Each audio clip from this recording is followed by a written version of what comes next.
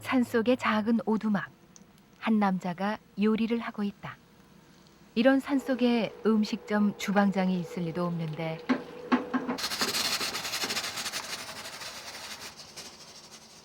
오이지 썰어 넣은 냉국에 고슬고슬한 쌀밥. 정성껏 차린 음식을 가져가는 곳은 다름 아닌 산소. 밥상을 차리더니 이상한 말을 한다. 글쎄 산지긴해서 농사진 감자를 먹어보라고 가져왔시오. 오이지 저거 영자 누나가 가져왔어. 저거 오늘 처음 해봐시오. 근데 좀 짧게 한마. 저기 아무도 없는 허공에다 대고 무엇을 하는 걸까?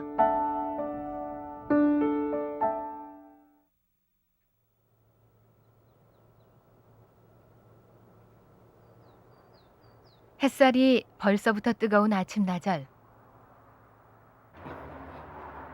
남자는 보따리를 들고 어디론가 나선다.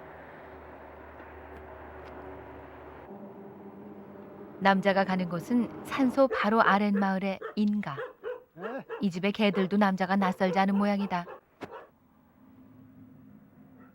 남자는 고무장갑 안에 면장갑까지 챙겨 끼는데 뭘 하려는 걸까? 그가 하는 것은 설거지. 기름기도 없는 그릇을 박박 문질러대는 모양이 여느 집 여인의 손길보다 야무지다. 산도적인지 산신령인지 구분이 안 가는 남자가 한참을 쪼그려 앉아 설거지를 하다가 밥풀 하나 남길세라 손바닥을 박박 긁어먹는다. 이쯤 되면 남자의 행동이 어지간히 수상하다. 도대체 이 남자는 누구일까? 이 남자의 이름은 유범수. 1년 전 어머니가 돌아가셨다. 나이 49. 목수 출신의 유범수 씨는 2달 전부터 어머니의 심요살이를 하고 있다. 심요살이란 부모님의 무덤가에 초막을 짓고 3년을 지내는 옛날 풍습. 상복을 입고 부모의 넋을 기리는 효행이다. 산짐승이 많던 옛날 부모님 시신이 충분히 썩기 전에 날짐승이 파헤칠까 봐 부모의 무덤을 지켰다고 한다. 하지만 요즘은 이 풍습이 뭔지 아는 사람도 별로 없다. 효자는 살아서도 효자, 죽어서도 효자다. 유범수 씨는 어머니 살아생전에도 소문난 효자였다. 좋은 것이 하나 생기면 어머니에게 먼저 달려가고 그 다음에 자신의 가족을 챙기는 사람, 천상효자였다. 하늘 전땅지 거무련 누르랑지 무집준을 우롱거치랑 무덤 앞에서 갑자기 뭔가를 읊는다. 자세히 들으니 천자문이다. 원래 더울서가랑 어머니 기감미상 부모께 낳아 길러주신 이 몸을 어찌 감히 회상할 수가 있으랴. 기감미상 아침 저녁 1시간씩 읊어드리는 그의 천자문엔 아픈 사연이 배어있다. 사람의 한 중에서도 못 배운 한은 평생을 간다는데 지금 아들은 평생 한글을 모르고 돌아가신 어머니의 한을 이렇게라도 풀어드리고 싶다. 만맹 때문만 날까 도타올 돈이 일소. 원래 흥이 많으셨시 어머니가. 인정도 많은 사람이 원래 흥이 있는 거예요. 그게 흥이 많으셔가지고 고요한 내 가슴에 나비처럼 날아왔어. 사랑을 누구를 위해 부르는 노래일까? 심어놓고 나비처럼 날아간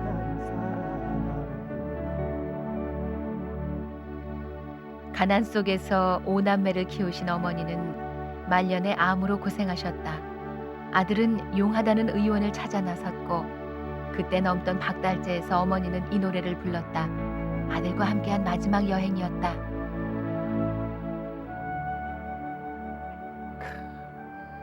그렇게 좋아하셨는데 다 소용이 없으니 그 음성도 그 따스함도 손끝에 만져지는데 어머니가 이제는 곁에 없다. 억만금을 주고 모자라면서 육신을 바쳐서라도 어머니를 다시 살릴 수만 있다면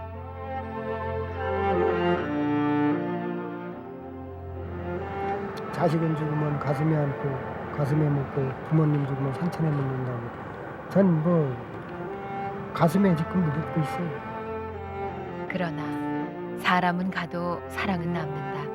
어머니의 사랑은 아들의 가슴 속에 살아있다.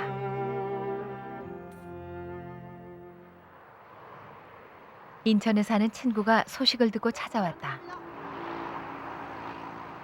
목이 많이 댕기지만 어쩔 수 없다는. 아니, 야, 어떻게 지내는 거야, 여기서?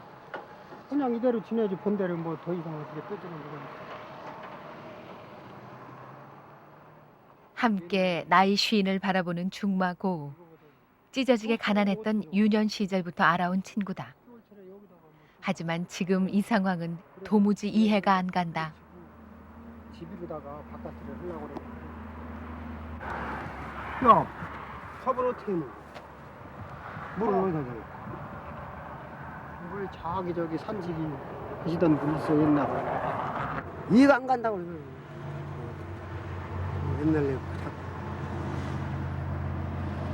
옛날에 그런 사람도 있었는데 요즘엔 없는데 참. 그러나 유범수 씨는 자신 있게 산소 아래 오두막을 보여준다. 들어와 여기 어제 친구들 가졌는데 수박 한쪽 잘라놓자.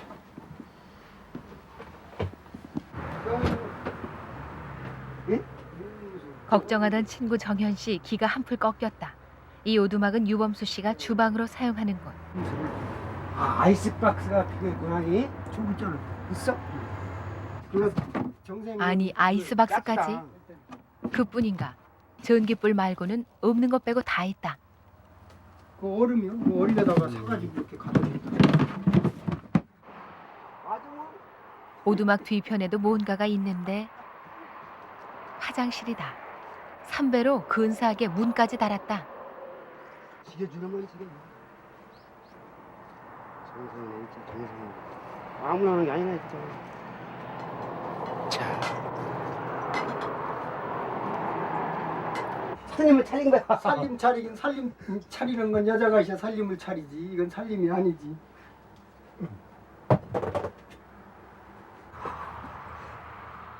정현 씨는 이제 놀라다 못해 부러운 눈이다. 마치 신혼살림 구경하는 옆집 아줌마 같다. 운동하는 데냐, 이게? 철봉 때 매달리고 하는 거. 정상적인 사람들 나이 먹으면 더 저기 뭐야 다리 아프다고 그러는데 건강히 진짜. 지금 괜히 또 여기 있다가 겨울철에 몸 관리하라고. 겨울에는 설마 내려오겠지 해서 한 말인데 친구는 또 한 방을 먹는다. 아니, 원래 유범수 씨는 겨울을 대비해 흙으로 벽돌까지 만들고 있다.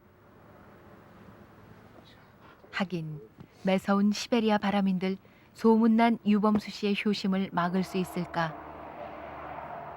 자기 와이프 있고 자기 딸 예쁜 딸 있는데도 아니 그거 어머니야 일주일에 한 달에 한 번씩 와서 한다든가 예? 안 그래고 다른 사람들이 봐도 그럴 거야. 그거는.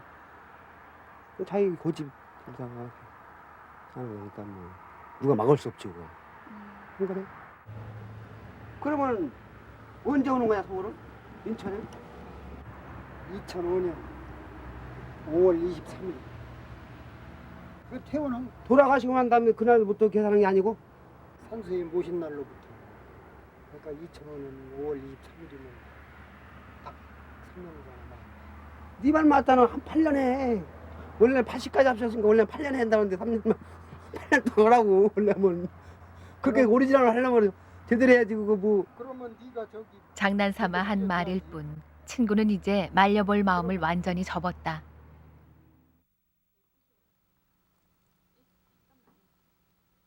맛있는데. 유범수 씨도 친구 덕에 오랜만에 살아있는 사람과 밥을 먹는다. 오늘은 특별 메뉴. 맛있다. 돼지고기를 썰어 넣은 김치찌개.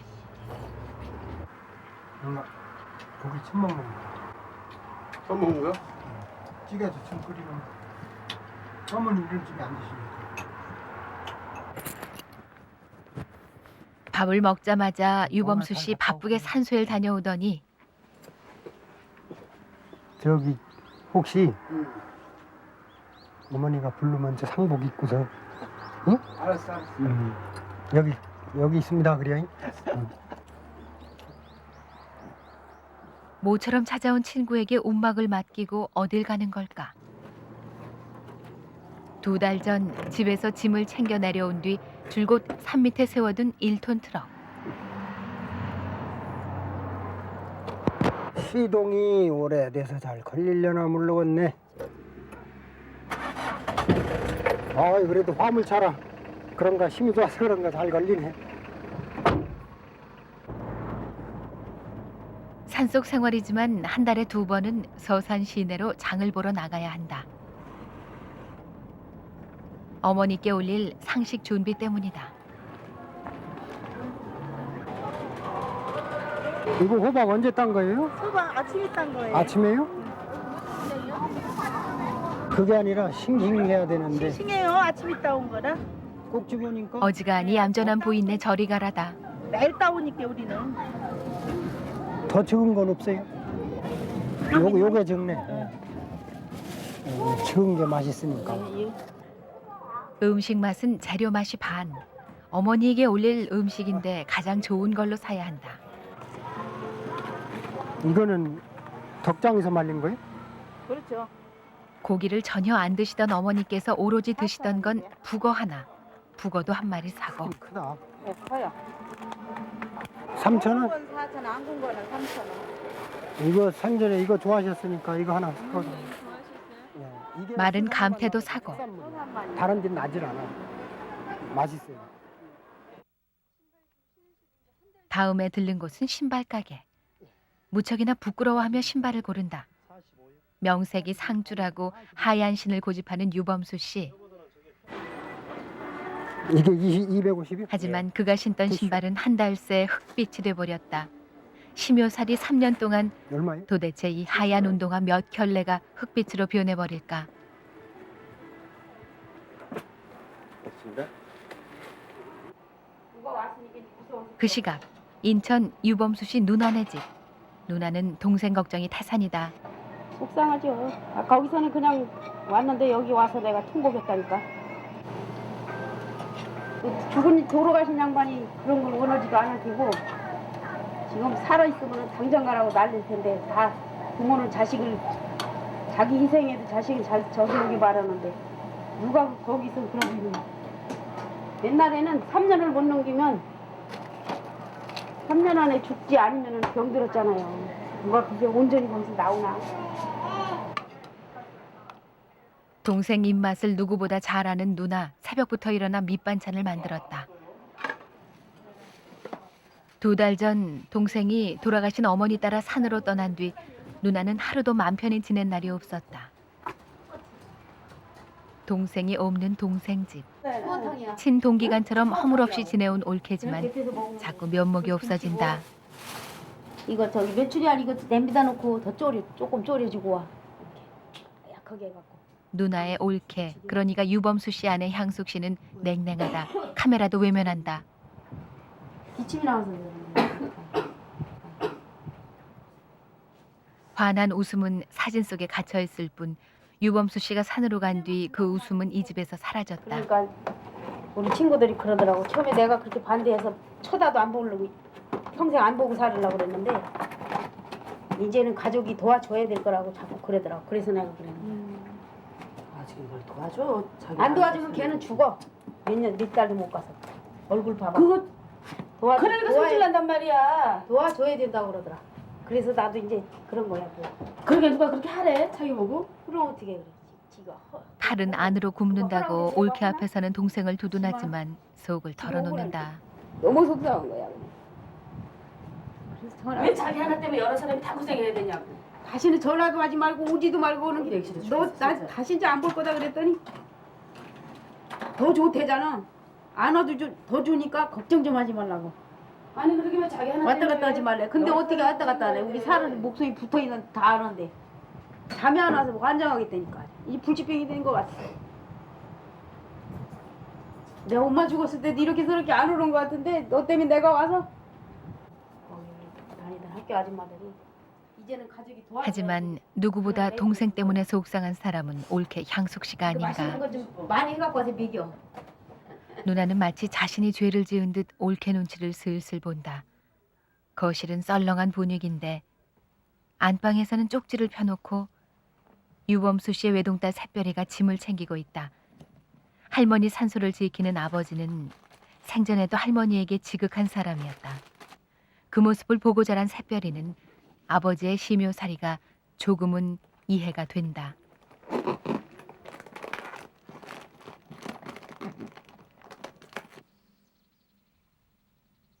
그 시각 오두막 안에 유범수 씨.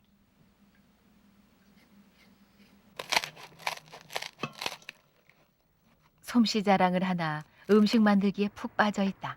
집안 걱정은 바늘구멍만큼도 끼어들 틈이 없다. 초하루 상망이거든요. 그래서 상망 지내고 준비하고 있어요. 보름과 초하루에는 상망이라 하여 특별히 정성을 들여 음식상을 준비한다. 두부며 호박전 부쳐내는 솜씨가 얌전한 새댁 같다.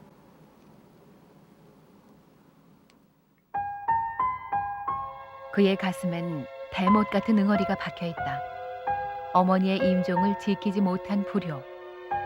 몫으로 일하다가 다리를 크게 다쳐 1년 가까이 병원 치료를 받았던 탓이다. 지금도 한쪽 무릎을 잘 구부리지 못하는 후유증이 남아있다.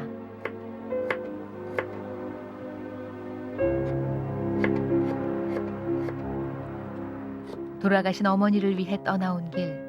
그러나 아내를 생각하면 마음이 편치만은 않다. 미안한 거야 말할 수도 없지. 마당에 집에서 지켜서 제대로 경제 능력이나 모든 걸 책임져야 되는데 그러지 못하니까 그 후로 이제 잘 해야죠.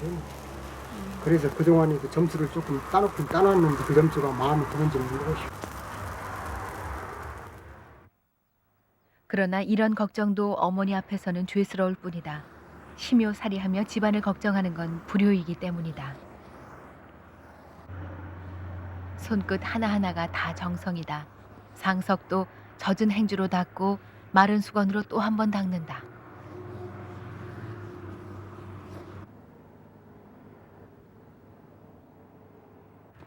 어느새 산에서 맞는 4번째 상망. 소박한 밥상이다. 하지만 어머니를 그리는 마음이 소복하게 담겨 있다.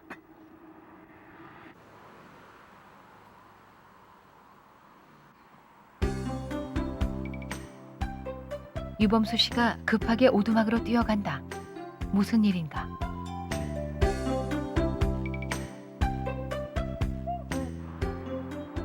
궁금해하는 사이에 그는 벌써 산소로 올라가고 있다. 자세히 보니 그가 두 손을 모아 받쳐든 것은 술잔. 어머니께서 술을 좋아하셨나? 그런데 이상하게도 상석에 올리는 수저가 2벌이나 된다. 하나는 어머니 수저, 또 하나는 아버지 수저. 어머니 무덤 옆엔 20여 년 전에 돌아가신 아버지도 함께 모셔져 있다. 하지만 그의 심요살이는 어머니를 위한 것이다. 오늘은 어째 이슬도 안 내렸어요. 아주 밖에서 잡수시기가 참 좋아요. 무슨 야외 나온 기분이겠죠? 서리도 하나, 이슬도 하나도 안 내리고 날씨도 쾌창하고 덥지도 춥지도 않고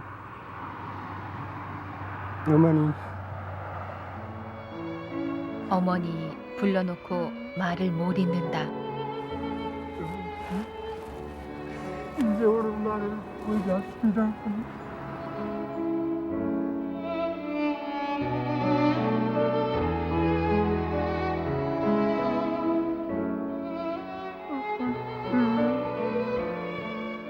어머니 돌아가신 지 1년. 하루 3번씩 곡을 하니 눈물이 마를 법도 하건만 지금도 음식을 차려놓고 생전의 어머니를 생각하면 그리운 마음이 뼈에 사무친다. 눈시울이 벌겋게 울고 난 유범수 씨. 막걸리 잔을 보더니 갑자기 뭔가가 생각난 눈치다. 아버님 죄송합니다. 맨날 어머님만 찾았어가지고. 어머니 마음고생 꽤나 시켰던 아버지다. 원망과 미움이 없었다면 거짓말이다. 사랑을 다 생전에 아버지는 술을 밥처럼 드시던 분이셨다. 그런 아버지가 요즘 호강을 하신다. 아버지는 어머니 덕분에 맨날 술도 수육잔치 그도 잡숫고 아버지 소원대로 되시죠 지금? 그가 3년 동안 어머니 무덤을 지키리라 결심한 건 아버지가 돌아가신 직후였다. 옛날에요, 이 군대에서 제대한 어느 부담만 날 있더라고. 그래서 아버지 묘에서 하룻밤을 자고 돌아왔을 저는 때 앞이다만 부르는 어머니는 건줄 무척이나 알았지. 좋아하셨다. 그때 아들은 어머니에게 약속 아닌 약속을 했다. 시간 더 달라고요? 아버님께서 약주를 좀 좋아하시고 뭐 어머니한테 그 애틋한 그런 정을 제가 알기로는 많이 못 베푸셨지 아버지가. 근데도 불구하고 그 아버지 산소에서 하루 저녁 자고 왔다니까 너무 좋아하시는 거예요. 응? 하루 저녁 잤는데 저렇게 좋아하시니 3년간을 해드리면은 얼마나 좋을까. 그래가지고 이제 그때부터 결심을 했어요. 80년도부터.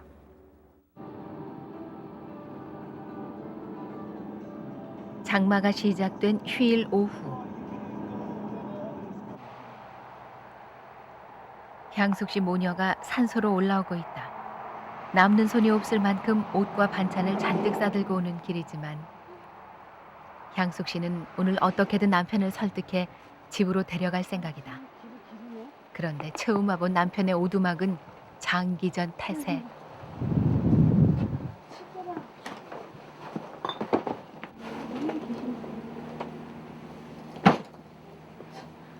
사는 거면 한심해. 한심해. 남편에게 한판 해붙일 기세로 올라가는 향숙 씨. 왔어?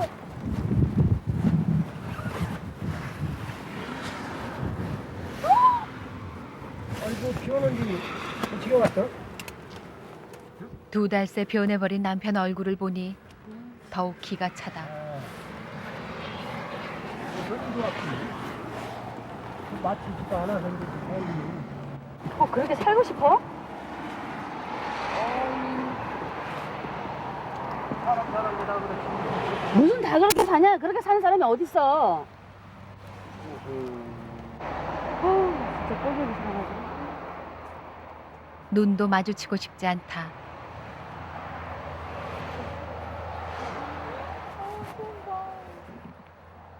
엄마와 달리 딸은 바싹 마른 털보 할아버지로 변한 아버지가 불쌍하다. 뭔가 분위기를 바꿔야 할 것 같은 유범수 씨. 여기 도매뱀 마주치 있어? 웬 딴소리? 향숙 씨가 그까짓 움막 안에 도마뱀에 눈길을 줄 리 없다. 카메라 앞에서 부끄러워진 유범수 씨. 속이 상하시면 속이로 새키야지 그렇게 바퀴로 다 표치려면은 어찌건데? 사람이 아니니까 속상하지. 사람 무슨 저게 사람이야. 사람이 저렇게 생긴 사람이 어딨어 요즘 세상에. 속을 파고 살아도 저렇게는 안 살겠다. 무슨 속이 상해서 어떻게든 이 상황을 수습해야 한다. 저 무슨 사람이야. 비 맞으면 감기 걸린 게 일로 와 일단. 자, 있어. 있어. 화가 뻗칠 대로 뻗친 향숙 씨. 지금 비 맞는 게 뭐 대수겠는가? 아내에게 묵사발이 되자 또 할 말이 없다. 어머니. 그것도 돌아가신 어머니를 모신다고 산으로 들어간 남편. 산에 썩기 전달해? 가장이 이러고 있으니 누가 봐도 한심한 상황이다.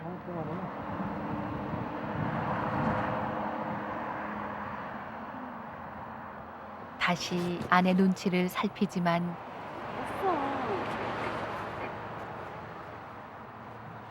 이거 아무래도 부부 사이에 큰 소리가 오갈 판이다.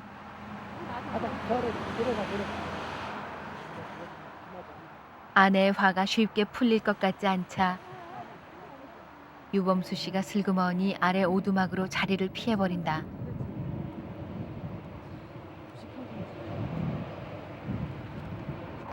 아빠 아닌 것 같아요. 응? 아빠 아닌 무슨 것 같아요. 아빠냐?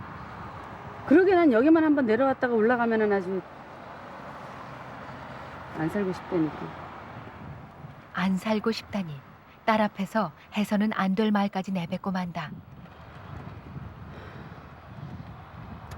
밥이고 뭐고 그냥 올라가야. 이러려고 이 빗길에 딸까지 앞세워 내려온 게 아닌데 어째 일이 이상하게 꼬여간다.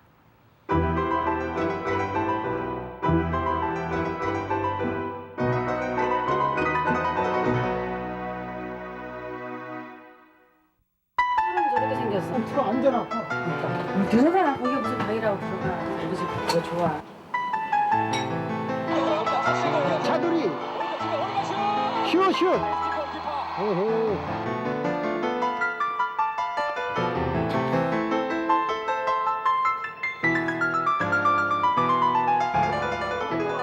이쪽을 좀 많이 줘. 왜냐면 여기 아주 신발 넣는데 맨날 신발 밑에다 감추느라고 정신이 하나 없어. 빗소리.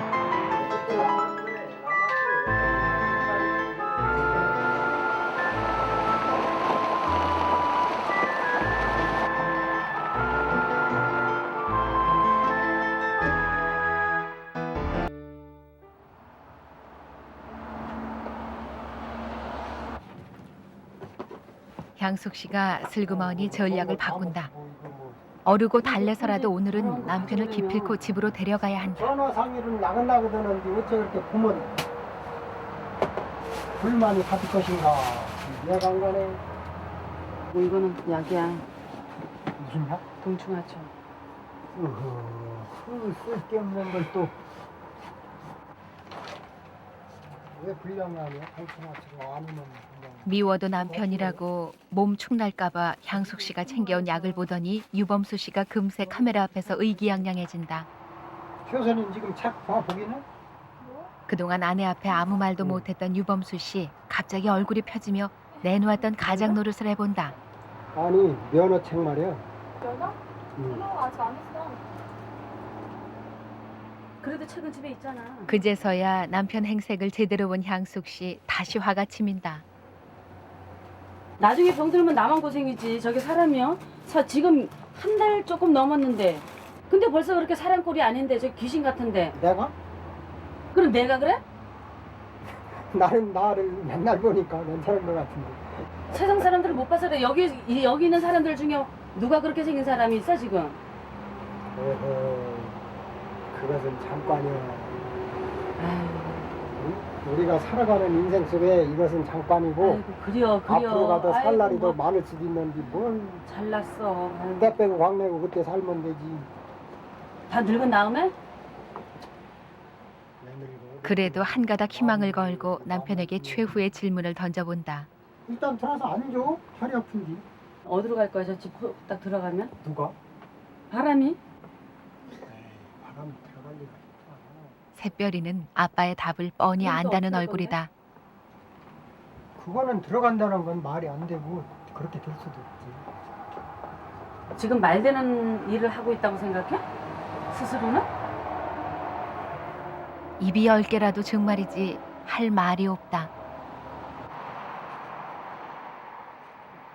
아무리 화가 나도 예는 갖추는 것이 도리. 그러나 지금 부부는 동상이몽이다. 남편은 어머니에게 며느리 마음 좀 달래주라는 마음이고 엄마는 며느리 와시오. 향숙 씨는 어머니에게 남편을 이제 그만 돌려보내달라고 통사정하는 심정이다.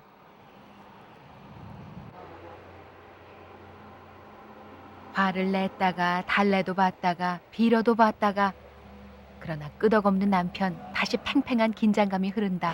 그러나 내 의무니까 어쩌고 해야지. 그게 무슨 의무야. 자기가 만드는 의무지. 만들기는 그 만드는 거지. 누가 그렇게 말하라고 했어? 우리 나라에도 법이 있듯이 가족 법이 있으니까는 무슨 그 가족 법을- 법이야. 식구들이 다 원하지 않는 걸 혼자 하는 게 그게 무슨 법이야. 불법이지. 어허. 두 사람 사이에서 휴전선이 되곤 했던 딸 샛별. 그러나 이건 난생 처음 보는 전쟁이다.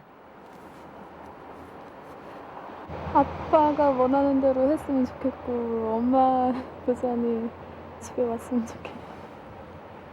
아유. 이러지도 저러지도 못하네. 3년을 떨어져 지내야 하는 가족들. 누가 봐도 쉽게 이해가 안 가는 상황이다.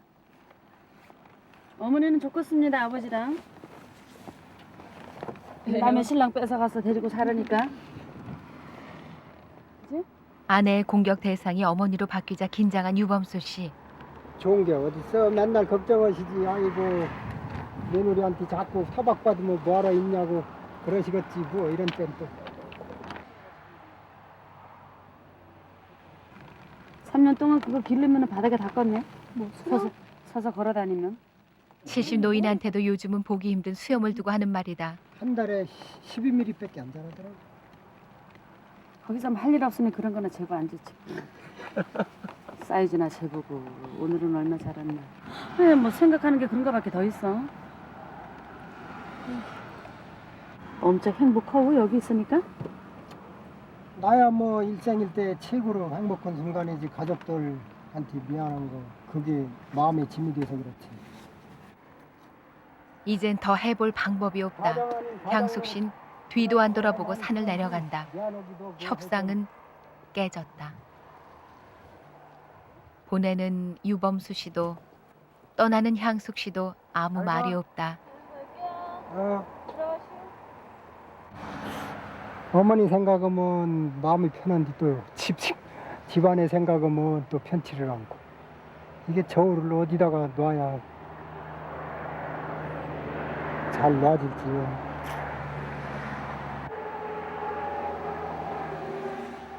잠시 후 향숙 씨가 가다 말고 다시 되짚어온다. 한 번 더 통사정을 하려는가 싶었는데 뭔 돈을 줘? 지갑에 깊숙이 넣어둔 뭔가를 꺼낸다. 향숙 씨가 내민 건 10만 원짜리 수표 한 장. 고맙습니다. 어쨌거나 이거 신세 잡고 져서 큰일 났네. 아내 혼자 벌어 샛별이 등록금에 생활비까지 안 봐도 구멍 뚫린 살림이다. 그런 아내에게 남편은 아무 말도 해줄 수가 없다. 유범수 씨는 그렇게 산에 남고 향숙 씨는 집으로 간다. 부부는 지금 서로 등을 지고 걸어가고 있다. 유범수 씨의 산속 움막에도 어둠이 내린다.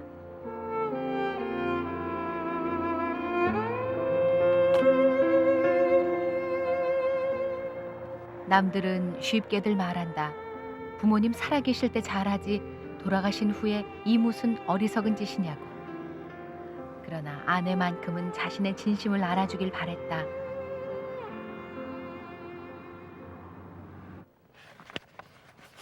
이럴 땐 어머니가 더욱 그립다. 이렇게 놓으시고 쓰시고. 어머니의 유품 중에서도 그가 가장 소중하게 간직하고 있는 것은 어머니의 글씨 연습장. 또 이렇게 놔진 상태면 이렇게 쓰시고. 글을 평소에 모르셨나 봐요, 그죠? 평생. 이게 지금 모친께서는 한글을 아시는 줄 알았죠. 근데 한글을 못 깨우치신 줄은 이제 사후에 알았고, 당연히 한글은 다 아는 줄 알았죠. 뭐 이렇게 놓으면 바르고 이렇게 했던 노트가 놓여진 대로 그림을 그리듯 그려나가신 어머니. 수백 자씩 이렇게 연습을 하시고, 요걸 연습을 해서 남한테 야순 소리 않고 당신이 가셔갖고 형님 이름, 어머니 이름 쓰고서 그냥 그렇게 해서 이제 찾아다 살림도 하시고 그러셨다고 그래요. 오로지 당신 이름 석자와 큰아들 이름만 반복해 쓰신 어머니. 그러나 어머니에게 이것은 글씨라기보다 그림이었을 것이다. 어머니가 이름 석자를 깨알같이 그려나가듯 유범수 씨는 노트에 천자문을 빽빽이 채워나간다. 자식에게도 까막눈인 걸 숨겼던 어머니의 심정이 어떠셨을까? 어머니의 그 마음을 헤아려 본다.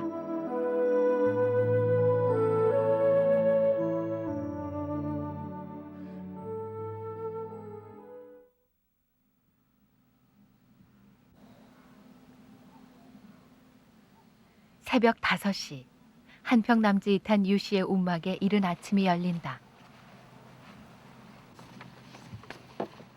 대낮에는 30도가 넘는 한여름이지만 겨울 파카에 솜니부를 깔고 덮어도 올라오는 냉기 때문에 새벽엔 등골이 시리다. 어머니 아버지 잘 주무셨시오? 어머니에게 올리는 아침 문안 인사. 산소 한 바퀴 휘 둘러보는 것으로 그의 하루가 시작된다.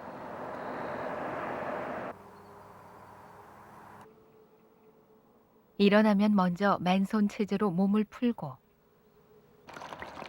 아래 인가에서 페트병에 담아온 물 한 통으로 세수를 한다. 그런데 앞머리가 이상하다. 이건 무슨 멋일까? 아 여기 상처가 있어가지고 다쳐갖고 그래서 남들한테 혐오감 줄 겸이 앞머리만 길러갖고요. 언제부터요? 이렇게 이제 요거를 이렇게 해서 이렇게 가리면은 상처가 안 보이거든요. 그래서 길렀죠. 세심한 걸로 치면 이뿐만이 아니다. 쌀 씻은 물 하나도 허투루 버리지 않고 오두막 옆 채마밭에 부어준다. 이게 이파리다가 주면 죽여. 전기도 물도 없는 불편한 산속. 그러나 그는 땅과 햇살이 있는 이곳이 오히려 편안하다. 자연이 주는 풍요로움은 문명을 벗어날 때 더 크게 다가오는 법이다. 아침 상식을 준비한 유범수 씨. 오늘은 다른 때와 달리 움막 안 부모님 영정 앞에 상을 차린다. 오늘은 또 무슨 특별한 날일까? 아침은 왜 텐트 안으로 차리세요? 이슬 쳐가지고요 밖에. 예. 이슬이 생전이나 똑같지요. 뭐 바깥에서 이슬 맞아 가면 식사를 할 수 있겠어요. 봐요. 예. 어머니 식사 시간도 산 사람이 밥을 먹듯 꼬박 15분을 지켜서 기다린다. 그리고 나면 아침 6시 30분. 이제 어머니에게 올렸던 음식으로 유범수 씨가 식사를 한다. 계란 반찬에 새우조림. 소박하지만 맛있는 밥상이다.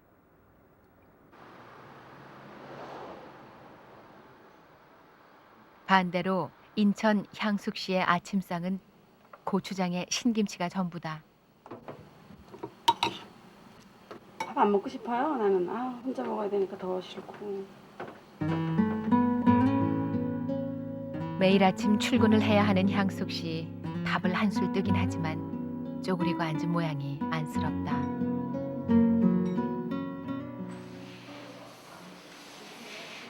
직장에 나온 지 7년.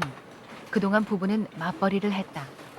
하지만 한참 일할 나이에 남편이 산으로 떠나면서 향숙 씨는 어쩔 수 없이 가장이 됐다. 남편은 직장 생활하는 향숙 씨를 믿고 산으로 갔겠지만 정리해고다 뭐다 해서 이 일도 얼마나 더 할 수 있을지 알 수 없다. 퇴근 후 향숙 씨가 온 곳은 병원. 남편에게 다녀온 뒤 내내 뒷목이 뻐근하고 머리가 아프다. 지난주 7월 3일에 오셨었네요. 혈압 재셔야죠? 남편이 모든 걸 자신에게 맡기고 무책임하게 산으로 떠났다고 생각하니 도무지 열이 가라앉질 않는다. 혈압이 더 높아졌다.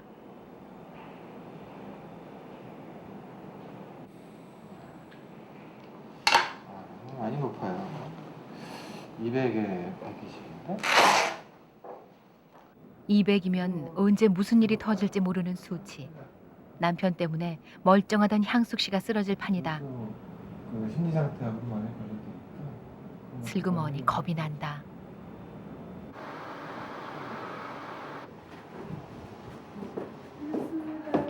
모처럼 새별이 일찍 왔다.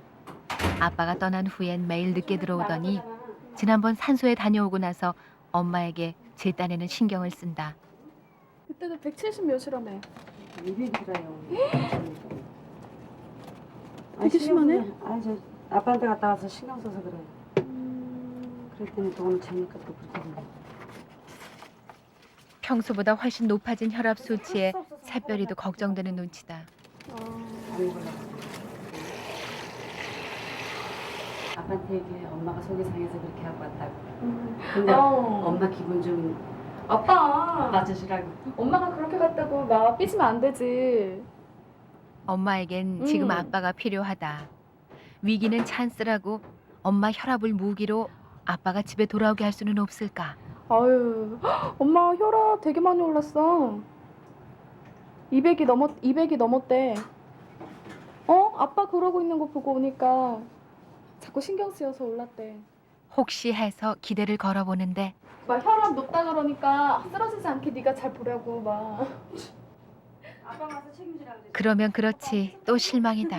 아니, 아빠 마누라인데 아빠가 책임져야지 왜 내가 책임지냐고 그러지.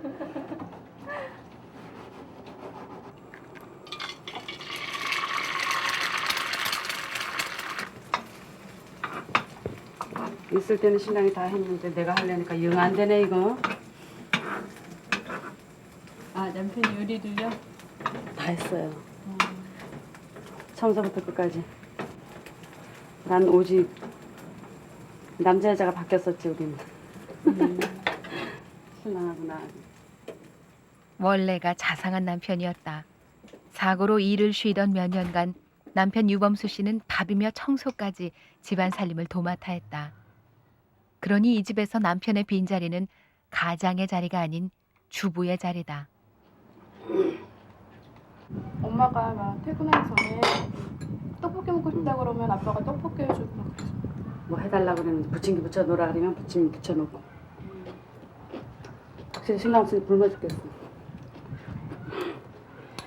애도 그렇고 나도 그렇고.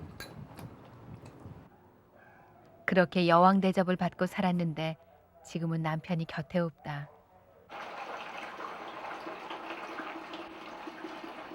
엄마!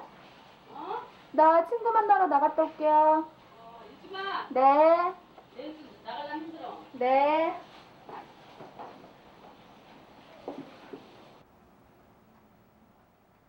아무리 딸이 엄마를 챙겨도 남편의 빈자리를 메꿔줄 순 없다.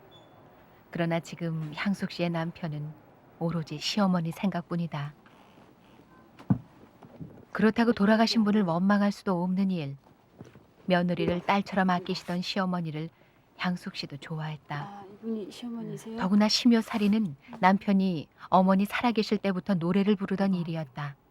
나 어머니 돌아가시고 나면 그렇게 심호살이를 할 건데 애하고 둘이서 직장 다니면서 이렇게 생활할 수 있겠냐고 물어봐. 그래서 나는 그냥 무심코 설마 하면서 그거 가지고 왜 못해? 그렇게 이제 간단하게 받아 넘겼거든. 내일이면 내려간다는 날이 딱 되니까 막 그냥 모르겠어. 막 괜히 속이 상하고 그런 거야. 그래서 막 내가 갈 거면 도장 찍고 가라고 이혼하고 가라고 막 그랬지. 그리고 밤새도록 얼마나 울었는지 아침에 일어났는데 눈이 막 부어가지고 얼굴을 들 수가 없는 거야.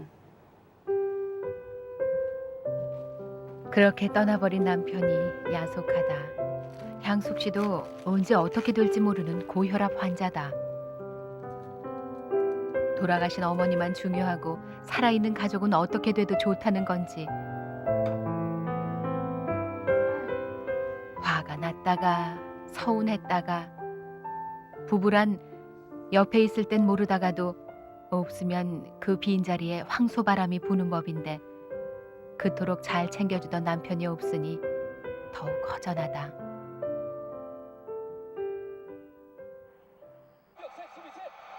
그 시각 산속 움막이 소란스럽다. 차돌이. 아하. 이 순간에는 유범수 씨도 붉은 악마다. 터키가 먼저 3골을 집어넣습니다. 응? 3대1. 아이고 언제 또 들어갔어? 강화를 시켜야 되겠습니다. 뭐기 때문에 하자. 아니 터키와 이란이 어떻게 이란이라고 그랬다가 터키라고 그랬다고 그랬습니다. 그동안 우리가 이제 너무 이제 간에 상대에게 도전하는 그런 그 순간이 조금씩 지연이 되면서 아, 일단 결국은 이란에 우리가 있다가 전반전을 1대 3으로 모기 잡으랴 월드컵 중계 들으랴 손과 귀가 함께 바빠진 유범수 씨. 상당히 터키 위협적입니다. 수비를 하다가도 문득 정신을 차려 어머니 생각을 한다. 선수한테 공이 연결이 되거든요. 선수들이 컨디션이 안 좋은가 봐요, 어머니. 이거 얼리 만회를 해야지. 이제 후반전 남았는데 후반전을 꼭 좀 힘 좀 내가지고 골 만회해가지고 역전골 되도록 부모님, 어머니 힘을 주십시오, 선수들한테. 그는 오늘 밤 무덤 속의 어머니까지 붉은 악마로 만들려나 보다. 후반전이 시작됐다.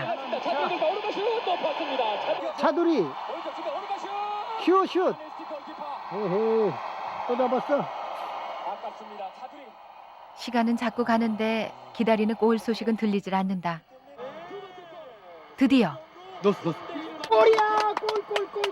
골 어떻게 아니 이럴 땐 천진한 소년 같다. 집에서 쓸쓸한 밤을 혼자 보내는 아내가 이 모습을 보면 향숙 씨 그 높은 혈압이 더 올라갈 거다. 여기서 경기 종료됩니다. 자, 아이고 아깝다. 경기가 모두 끝났습니다. 아까워. 한국과 터키의 3, 4위.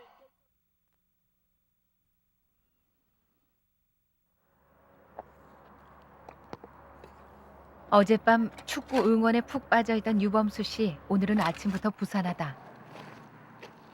자세히 보니 흙으로 벽돌을 만들고 있다.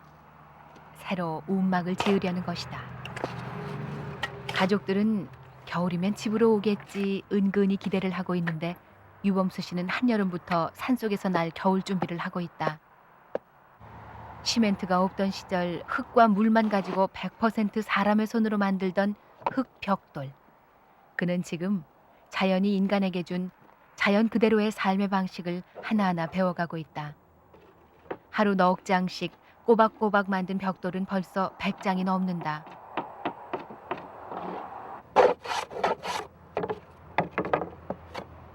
유범수 씨의 손재주가 예사롭지 않다. 대패를 만지는 솜씨도 날렵하다. 웬만한 건 다 만들어 쓴다. 이 움막이 없는 거 없죠? 없는 거 빼놓고 다 있죠. 그의 직업은 목수. 30년 가까이 전국 안 가본 데 없이 다니며 집을 지었다. 자부심도 대단하다. 글쎄 뭐 둘째가라면 서러운디 상대가 있어야 둘째를 가든지 셋째를 가든지 해보지. 군에 있을 때는 목공님 잘한다고 그래서 포상육 한번 나왔는데 산속에 있어도 그의 목공 솜씨는 녹슬 일이 없다. 눈 깜짝할 사이에 뚝딱 책상 하나를 완성한 유범수 씨. 지금 몇 시? 갑자기 날쌔게 오두막으로 움직인다. 카메라가 따라잡기도 힘들 정도다.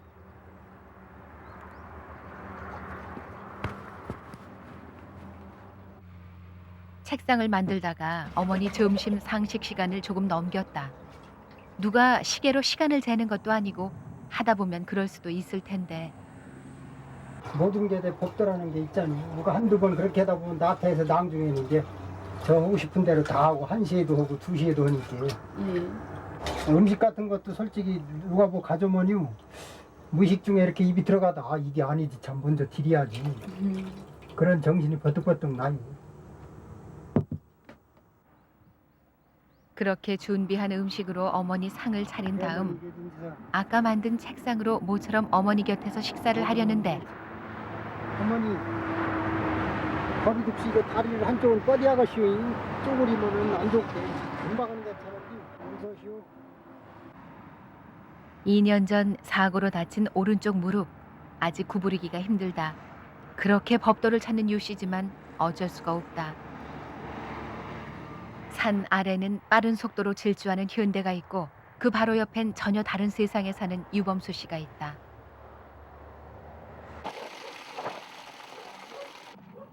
두 시대를 걸쳐 사는 유범수 씨, 당연히 문명의 도구를 이용한다. 빨래하러 나온 시간을 이용해 휴대폰을 충전시킨다. 그러나 다른 빨래를 할 때와는 달리 상복을 빨 때 그는 또 옛날 사람으로 돌아간다. 흔들어 빨지도 비틀어 짜지도 않는다. 상복은 딱 2벌. 이걸로 3년을 버텨야 한다. 지금 부모님을 잡혀는 건데 그걸 비틀거나 마구 힘으로 적으면 안 돼. 그러니까 여기에서 끝나풀이 풀려서 나와도 잘 간주해서 깨끗하게 세우고 그러죠. 법도란 결국 마음의 표현일 텐데 그의 마음엔 8순이 넘게 사셨으니 장수하셨다는 사람들의 위로가 무척이나 야속하다. 다른 부모들이 돌아가시면 저도 그렇게 내 이야기했죠. 막상 우리 부모님 돌아가시니까 그건 남녀지. 뭐 80이고 90이고 아이고 그 정도면 뭐 선수를 다했다고 그건 남 이야기고 직접 자기 부모님 상담했을 때는 아쉽죠. 누구나 다 그래. 그런데도 왜 살아있는 부모님께 효도하는 자식은 많지 않을까? 대형 태풍이 올라온다는 소식에 서산에 사는 고향 친구들이 비닐을 가져왔다. 멀쩡하게 지은 집도 태풍에 날아가는 판이니 이렇게 약해 빠진 텐트가 배겨낼 수 있을까? 그래도 안 날아가도록 할 수 있는 모든 조치를 다 해보는데 그 시간 인천 집. 아버지가 있는 서산이 태풍의 영향권 안에 있다는 뉴스 속보다. 네, 대전입니다. 샛별이는 가슴이 조마조마하다. 빗방울이 조금씩 굵어진다. 그런데 웬일인가 유범수 씨는 한가롭게 낮잠만 잔다. 텐트는 불어닥치는 바람에 금방이라도 날아갈 것만 같다.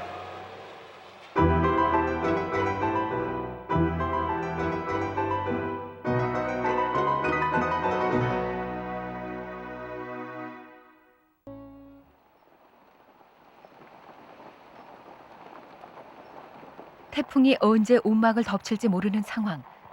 유범수 씨는 타연하게 낮잠만 자고 있다. 바로 그때 낯선 사람들이 산으로 올라오고 있다. 이 빗속에 무슨 일일까? 선생님, 안녕하세요. 저희는 성현면사무소에서 나왔어요. 지금 태풍이 북상하고 있다고 해서 걱정돼서 올라왔어요. 지금 태풍이 강해서 관할 지역에서 재해가 발생하면 큰일이다. 이 태풍에 산에서 움막을 짓고 묘를 지키는 사람이 있다고 해서 면사무소 직원들이 나온 것이다. 그 2, 3일 정도만 일단 그 지금 물 쓰시고 하는 댁이 있으시죠? 그 댁에 좀 계셨다가 지나간 다음에 다시 올라오셔요. 아이, 그건 안 되지. 세묘 사는 사람은요, 산소주의를 떠나면 안 돼요. 더군다나 거기 가서 뭐 기걸한다는 건 말도 안 되고. 강해요 지금. 걱정해 주시는 건 참 고마운데요. 면사무소 직원들 말에 끄덕도 하지 않는 유범수 씨. 기껏 텐트에서 나와서 한다는 말이 힘들어요 지금. 많이 박아놨어요. 이거 가지고 뭐 애들 장난하는 거지. 아니, 돌. 안 되겠다 싶은 면사무소 직원이 경고의 수위를 높인다. 어둡기 전에 이걸 철수를 하셔요. 철수를 하셔야지. 그래야 저희도 철수라는 말을 듣자 유범수 씨도 걱정스런 얼굴이다. 그러나 텐트가 날아가더라도 나무로 지은 오두막이 있지 않은가. 유범수 씨, 면사무소 직원들에게 오두막을 보여주는데 넘어가 버리면 이게 완전 엎어져 버리기 때문에 재작년 태풍 때 나무 뽑힌 게 한 10몇 그루 됐어요. 그거 제가 다 치웠었거든요. 이거 산에 있는 나무들 그냥 뽑혀 나갔어요 그때. 최후 통첩을 하고 면사무소 직원들은 내려갔다. 슬슬 걱정이 차오른다.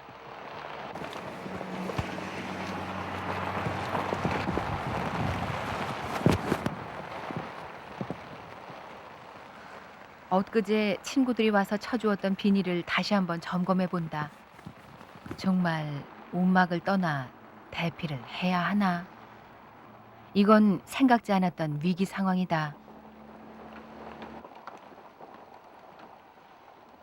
비옷까지 입고 본격적으로 소매를 걷어붙였다. 3년 동안 어머니 곁을 떠나지 않겠다는 그의 마음을 태풍도 막을 수는 없나 보다. 산소 아래 인가에서 물을 길어오는 그의 모습이 오늘따라 처량하기 그지없다. 오두막에 돌아와 어머니에게 올릴 점심 상식을 준비하다가 취재진에게 속을 털어놓는다.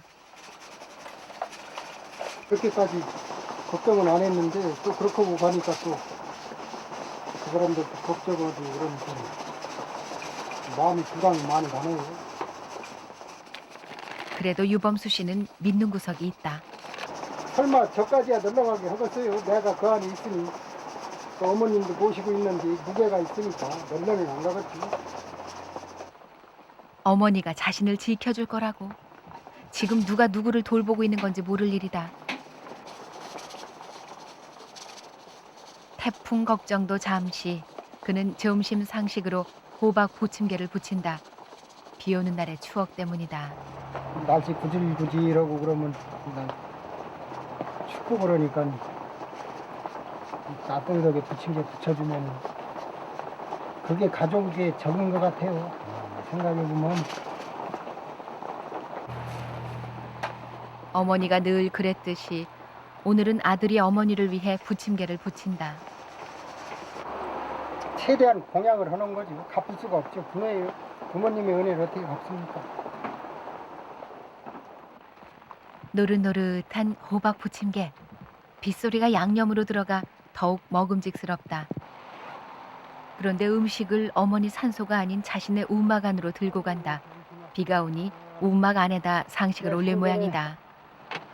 날씨 이런 날 부침개도 부쳐주시고 그래서 한쪽 부쳐봐시오. 집 나에 어머니는 1년 전 위암으로 돌아가셨다. 그러나 아들은 아직도 어머니의 죽음을 실감할 수 없다. 가슴속에 어머니 모습이 시퍼렇게 살아있고 어머니 목소리가 또렷하게 들린다. 어떨 때 제일 어머님이 옆에 있는 것 같고 그런 느낌이 드세요? 그게 이제 좀 좋은 일이라던가 좀 적은 일, 좀 잡잡한 일 그럴 때 있으면은 쉽게 얘기해서 앞에 계신 것처럼 생전처럼 얘기가 돼요. 중얼중얼 혼잣말로. 그러면 많이 위안이 되죠. 빗줄기는 더욱 굵어지고 비가 들이치니 움막이 불안했던지 유범수 씨는 아래 오두막으로 피신해 있다. 그런데 자세히 보니 구멍난 양말을 깁고 있다. 음식 솜씨가 좋으니 바느질도 잘하려나. 별로 준한 맛이 없는. 하지만 까만 양말에 하얀 실로 얼기설기 꿰매는 모양이 남자는 남자다. 이 모습을 아내 향숙 씨가 보면 뭐라고 할까? 글쎄 청승 맞다고도 할 수 있고 뭐 뒤꿈치가 이렇게 빵꾸가 잘 나요 이상하고. 바느질을 하다 보니 아내가 보고 싶다. 비 오는 산속이지만 요즘 세상에 통신이 끊어지는 일은 없다. 휴대폰 덕분이다.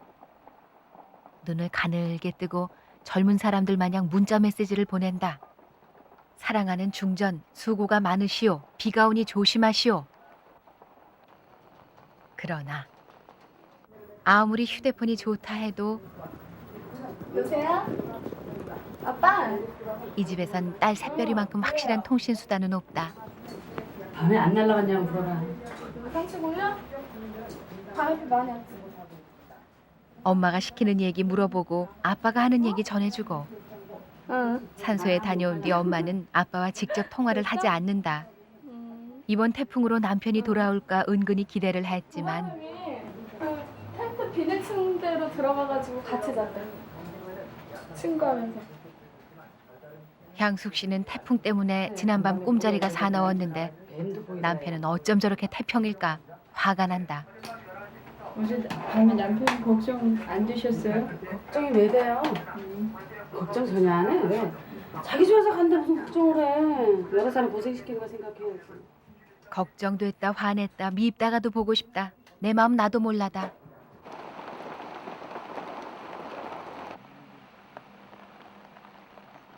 태풍이 큰 피해 없이 빠져나갔다. 물이 조금 들어왔을 뿐 금방이라도 날아갈 것 같던 텐트도 오뚜기처럼 그대로 서 있다. 정말 어머니께서 돌봐주셨나?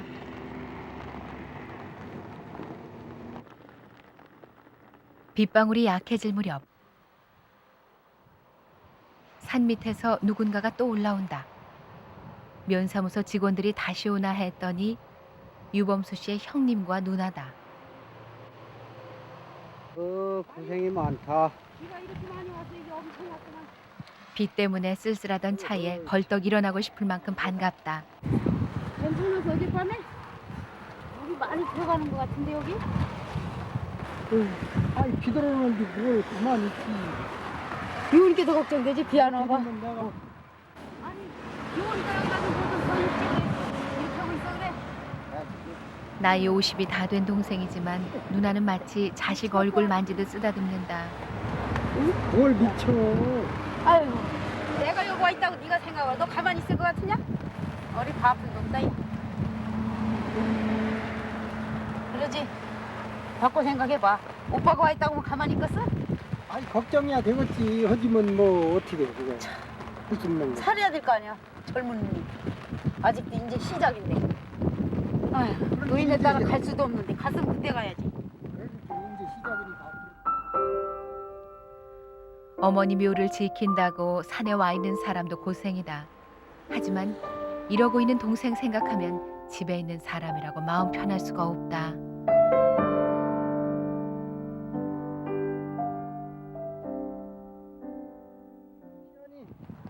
놀리는데 아주.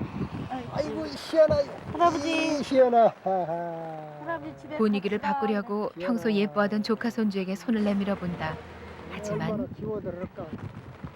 시연이는 산도둑처럼 변해버린 유범수 씨가 낯선지 얼굴을 돌린다. 동생 잘 돌봐달라는 마음으로 절을 올리는 형님과 누나. 이들의 마음은 간절하다. 그러나 어머니는 자식들의 우에 있는 모습에 무덤에서도 흐뭇하실 것이다.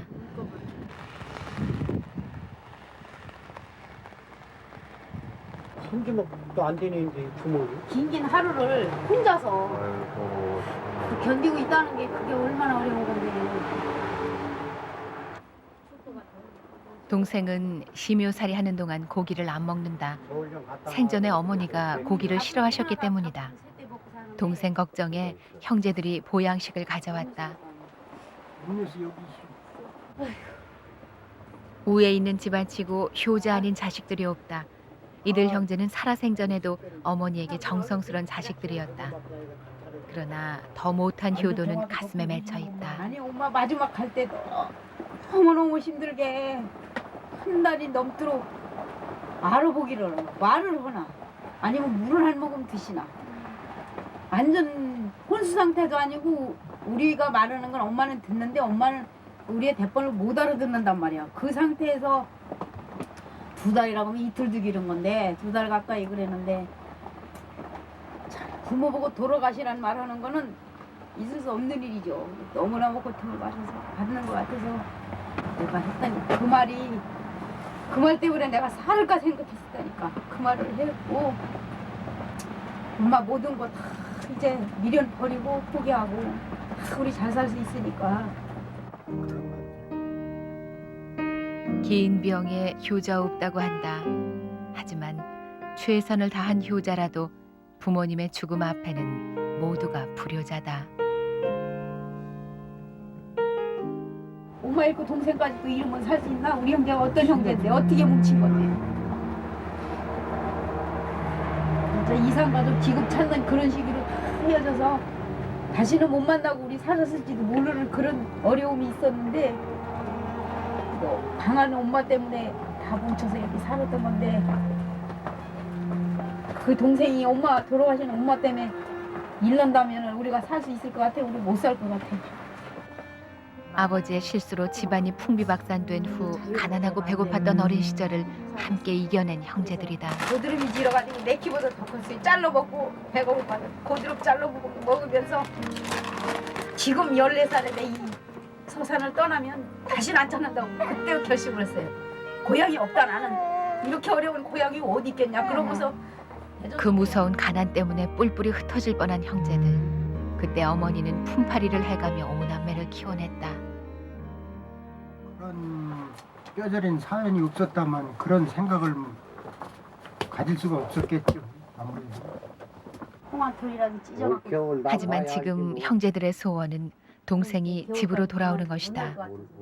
어머니에게나 형제들에게나 유범수 씨는 누구보다 아픈 손가락인 것이다. 세식이 언제 노는 나라. 얼마 있다 부인 갔는데 아니 뭐 느닷없이 무슨 뭐 저기 빨간 딱지가 와서 그래가지고 뭐 이 저기 사고 나가지고 지금 입원해 있다고 육군통합병원에.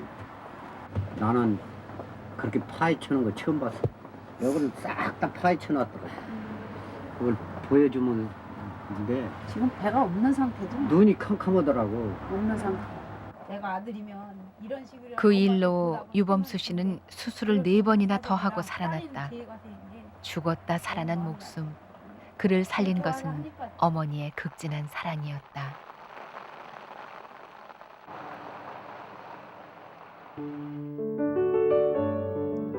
비갠 뒤 세상이 더욱 빛나듯이 사람에게도 아픔의 그림자는 거울이 된다. 상처도 힘이 된다. 거기에 어머니의 사랑이 있다.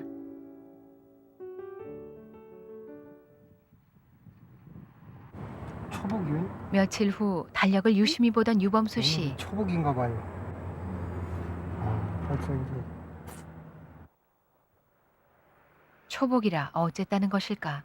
태풍이 불어도 꼼짝 않던 사람이 대체 어디를 가는 것일까? 시내에 있는 한 냉면집. 냉면을 먹으려는 걸까? 멀진 않지만 했던 고기는요. 고기는 빼고 고기. 육식을 안 좋아하시니까 물 좀 먹을 수 있어요?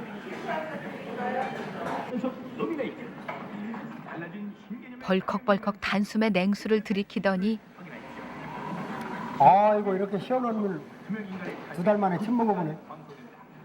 이 삼복더위에 냉장고가 없으니 당연하다. 냉면을 포장해 가는 걸 보니 유범수 씨 자신이 먹으려는 것 같지는 않은데. 기다리는 사이 2달 만에 처음 보는 TV에 넋이 나가 있더니 아차 싶은 모양이다. 그 개개 국물로 하면 안 돼요. 익었을까요? 예? 잘 익었을까요? 아, 이런 거 틀림없어요. 사왔으면 도로 갖고 오세요. 초복더위에 뜨거운 아스팔트 길을 땀 뻘뻘 흘리며 걸어오더니 이번엔 사온 얼음을 조각내고 수박도 반을 가른다. 잘 익긴 익었네. 에이 복대되면 그저 안 빠지고 이런 거 해주시느라고. 어머니가 그랬듯이 수박을 숟가락으로 푹푹 떠서 수박 화채를 만든다. 어머니께 드릴 복날의 별미.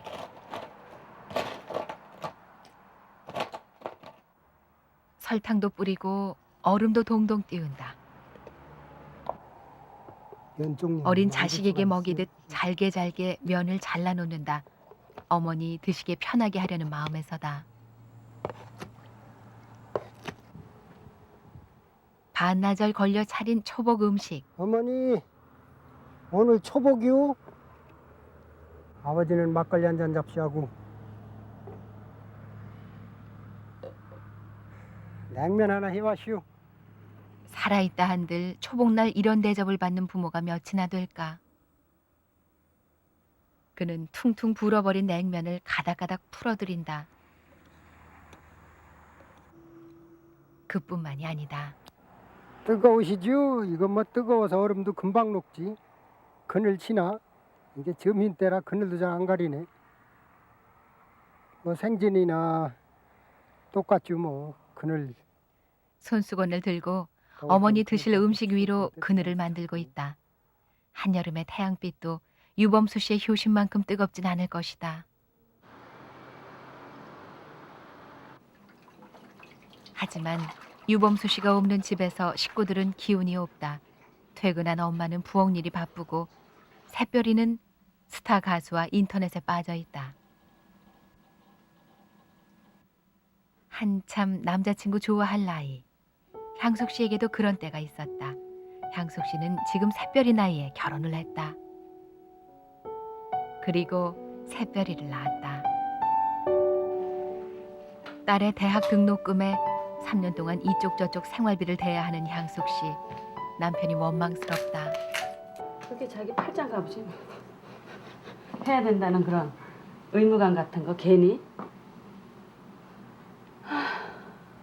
자꾸 물어보지 마요. 골치 아파. 물어보면 골치 아프잖아 내가.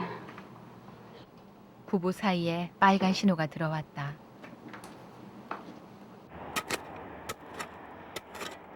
그런 아내의 마음을 아는지 모르는지 유범수 씨는 한가롭게 부모님 무덤가에 원추리꽃 2송이를 심고 있다.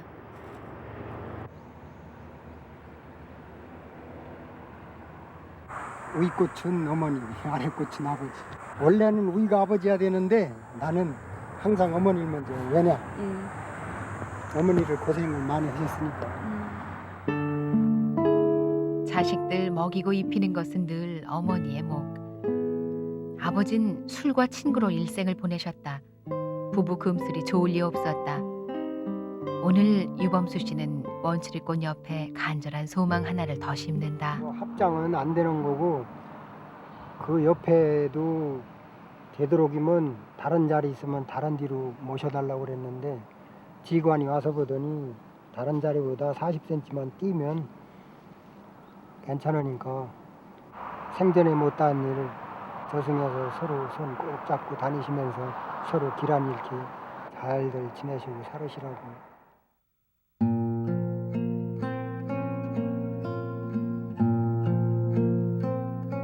어머니 곁을 떠나지 않는 아들이 있습니다.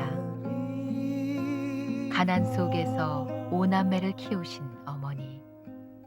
어머니의 눈물과 한숨으로 자란 아들. 이제 그 아들이 어머니를 지킵니다.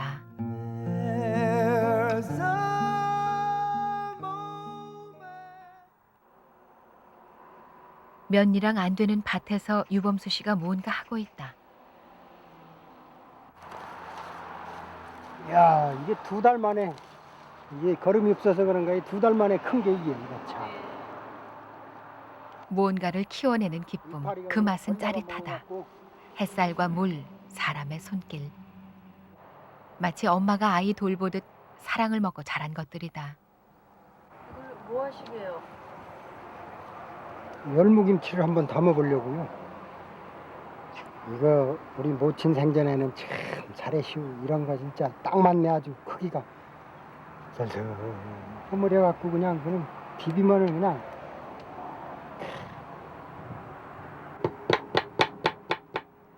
조용하던 오두막이 또 요란해진다.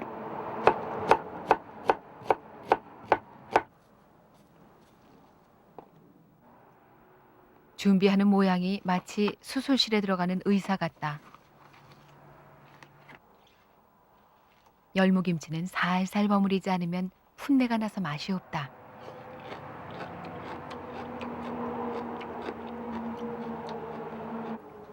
새우젓 넣어서 그런가 어떻게 좀 짠 것도 같고 간이 배면 괜찮을까. 오늘 어머니 상식 반찬은 갓 담은 열무김치. 그게 뭐래요? 산 아랫집 아주머니가 올라온다. 고기를 좀 잡수셔야지. 상식 해놓으시고 잡수시라고. 아유 고마워요.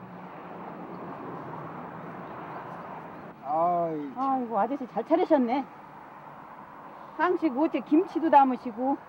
예, 우리 나이 50된 남자가 김치까지 담그다니 놀란 아주머니는 유범수 씨 얼굴과 김치를 번갈아 쳐다본다. 한번다 우리 집에다 넣어놨다 잡시오. 아이 그러면은 또 왔다 갔다 하다 보면 아 괜찮아요. 우리 집에다 넣어놨다 잡수시라니까.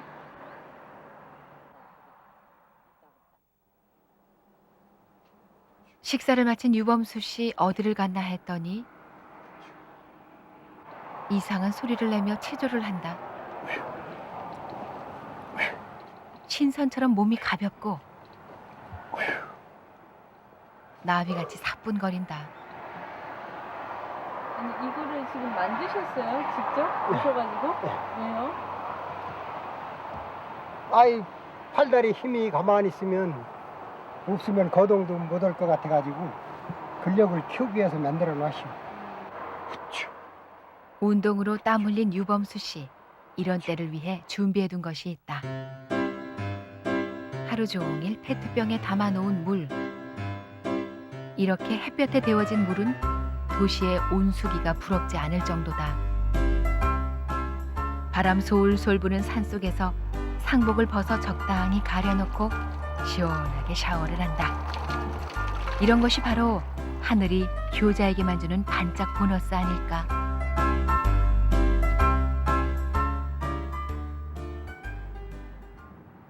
그러나 전기도 없고 물도 없는 산속, 모든 것과 단절된 생활이니 힘든 일이 더 많다. 아플 때는 특히 고통스럽다. 매일 먹는 약이 오늘로 다 떨어졌다. 어머니 병원 갔다 올게요. 안 갈 수도 없고요. 이따가 저녁에 봬요.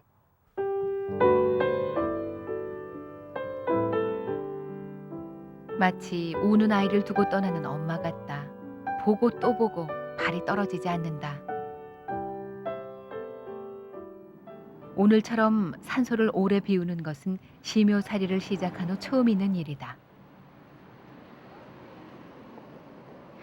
유범수 씨가 도착한 곳은 인천. 그가 입원해 있던 병원이다. 보통 불편한 게 아니야. 그는 재작년 겨울 일하다가 건물에서 추락하는 사고를 당했다. 수술을 받고 1년 넘도록 치료를 하고 있다. 그러는 사이 60kg이 넘던 몸무게는 57kg으로 줄었다. 장애 진단을 받아 이젠 30년을 해온 목수일도 하기 어려운 유범수 씨. 근데 통증작이도 옮되게 나중에. 건강한 사람도 하기 힘든 심요살이는 처음부터 무리였다. 특히 뭘 이렇게 좀. 재생활 양식은 피하셔야 돼요. 양변기 쓰셔야 되거든요. 근데 거긴 산이니까 뭐. 심요살이를 하는 마당에 이것저것 가릴 처지가 아니다. 이쪽 하단 연골도 같이 깨져 있기 때문에 약간이 관절이 좀 빨리 와요. 저온 상태에서 쪼그려 앉는 가장 안 좋은 건데 그걸 계속 하시면은 뭐. 의사 말에 마음이 흔들리는 것일까? 병원에서 나온 유범수 씨가 한 주택가에서 한참 동안 서성이고 있다. 그의 집 앞이다.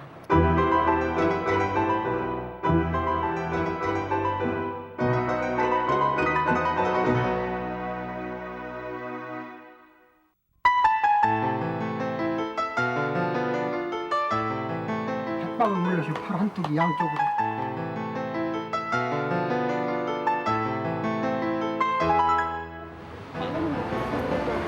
다 되는 거야? 진짜 털보 아저씨다. 딸이 있나니까 이거만. 내가 숙제를 내고 나 혼자 살아면 내가 뭐는 못하겠어.